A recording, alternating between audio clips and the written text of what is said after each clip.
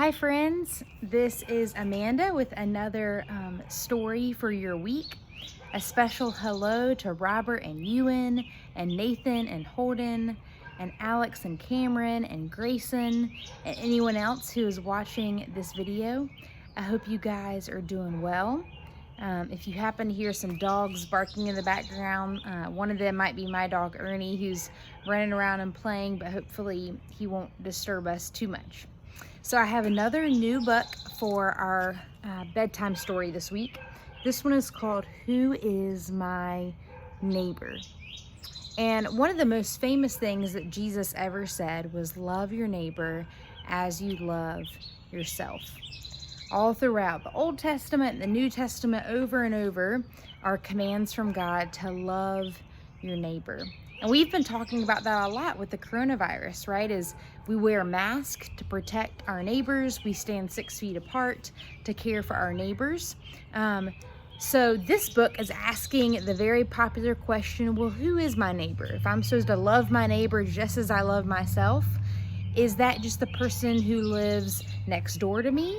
Does that just include people who look like me, who are my age or my skin color? Or does that include everyone? So I'm really excited for us to read this book together and find out what these characters have to say about the question, who is my neighbor?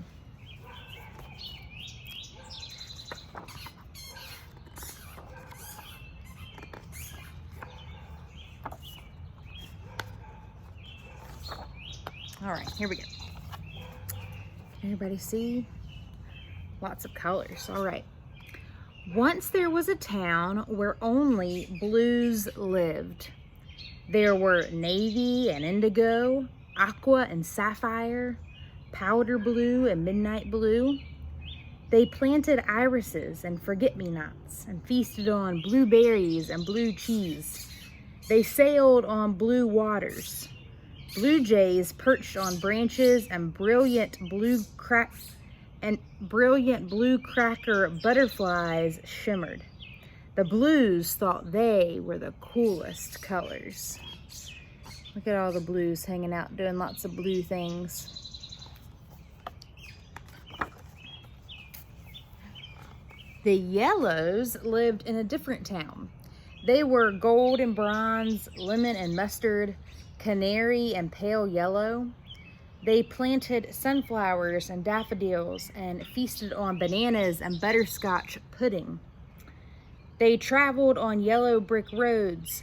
Goldfinches perched on branches and busy yellow jackets buzzed. The yellows thought they were the hottest colors. See all the yellows?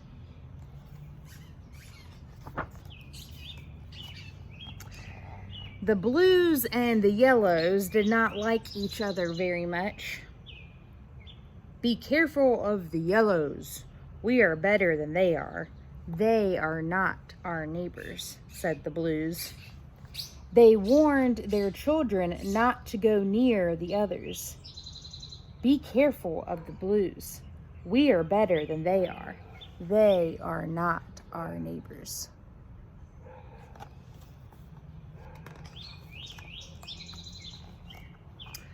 For years, the blues said there was no such thing as a good yellow. And yellows said there was no such thing as a good blue.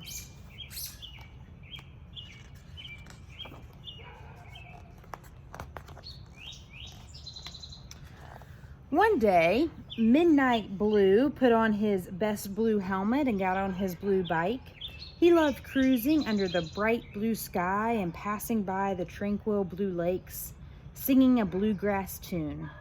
Then, out of the blue, someone passed by so close to Midnight Blue that he lost his balance. Bump! Thud! Midnight Blue tumbled to the ground. His knees started to turn black and blue. Midnight Blue needed help.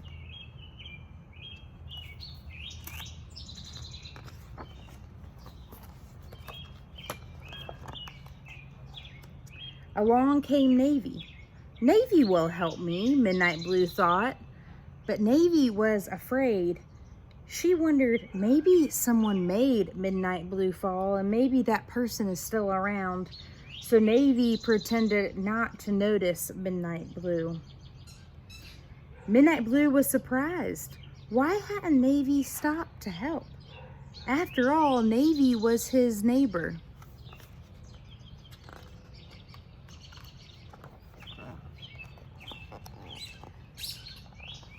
Along came Powder Blue.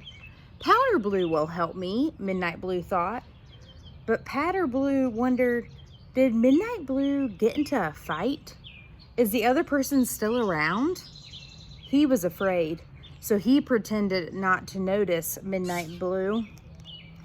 Midnight Blue was surprised. Why hadn't Powdered Blue stopped either? After all, Powder Blue was his neighbor. Neither Navy nor Powder Blue is true blue, Midnight thought.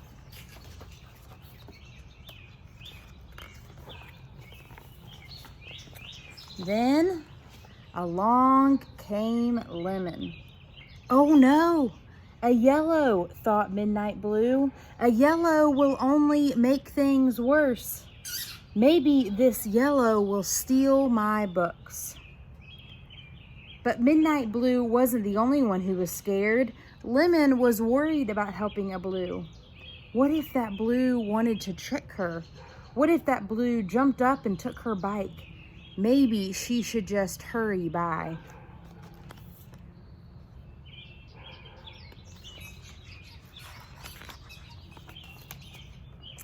But Lemon didn't hurry by. She decided to help. She didn't steal his books, she picked them up. She lifted Midnight Blue from the dirt, handed him his helmet, and helped him get on the back of her bike. Then she took him to her doctor.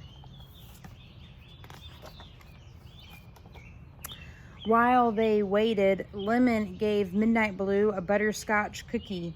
It was broken but still delicious. Midnight Blue said, "You're a good yellow, not like the others." "Most yellows are good," Lemon said. "So are most blues," Midnight Blue said, and he smiled.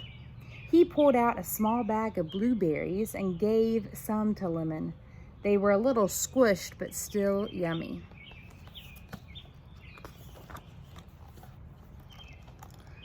When Dr. Gold came out, Midnight Blue was still a bit frightened. Dr. Gold was another yellow, but Dr. Gold smiled at him.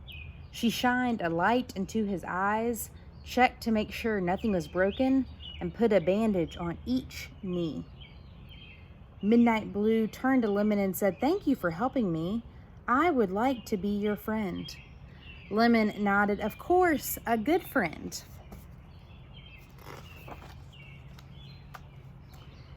When Midnight Blue returned to his town, he told all the blues what had happened. It was not at all what they expected to hear. He said Lemon did not pass by. Lemon did not look the other way. Lemon helped, and Dr. Gold did too. The blues thought, the yellows do not look like us or eat the same foods, but maybe the yellows can be our friends.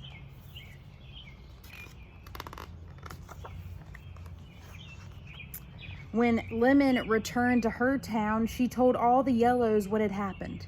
It was not at all what they expected to hear. She said, Midnight Blue wasn't mean at all. He was thankful. He shared his blueberries. So sweet.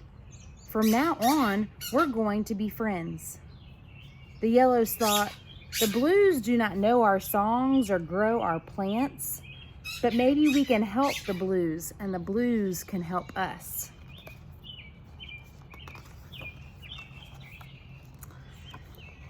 From that time on, the blues and the yellows began to say, maybe we don't have to look like or even live nearby.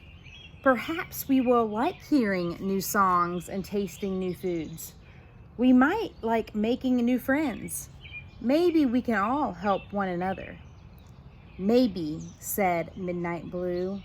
Lemon smiled. Maybe. Just maybe. You see all the blues and yellows hanging out? The end. That was a great story.